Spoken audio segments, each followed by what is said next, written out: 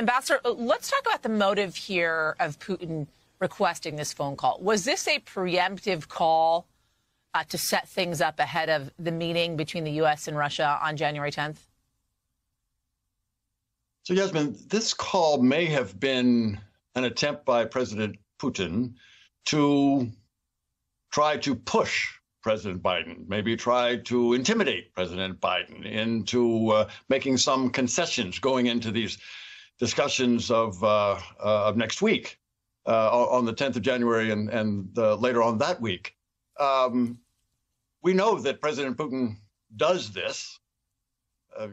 You may recall, Yasmin, that at one point when President Putin was sitting down with Chancellor Merkel back in 2007, when she was not long in office, and President Putin, knowing that Chancellor Merkel was uncomfortable around dogs for reasons that he knew, in this press conference, President Putin had his big dog, his big black lab come into the room, making her very uncomfortable. Well, this is the same kind of thing, Yasmin, that President Putin is doing. And the dog this time are all these troops on the border of Ukraine.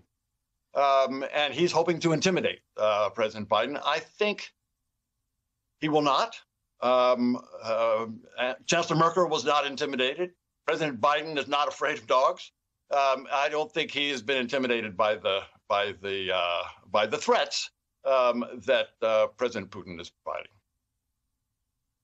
Yeah, certainly the work of a former Russian spy, though, to say the least. Ambassador, talk me through the threats, though, made by the Russian president.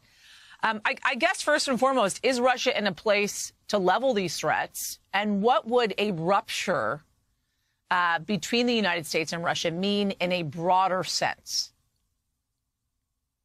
So a rupture would mean that the commerce, the interaction, the discussions, the trade between these two countries, our two countries, the United States and Russia, would go down to very low levels. And indeed, what President Biden has told President Putin is that if you, President Putin, invade your neighbor, if you invade your neighbor, Ukraine, again, as you did in 2014, if you do that again with all these troops that you've assembled on the border of Ukraine, then we will take very severe sanctions. And some of these sanctions could well do exactly what President Putin is concerned about. That is cutting off Russia from the world's financial system. That would be a strong blow against President Putin's economy. It's a Russian economy. It's not doing well anyway. It's fragile. And that kind of sanction would have a major effect. And that's what he has to choose. Mr. Putin has to choose of the two options President Biden pointed out. That is, we can sit down and talk about your concerns.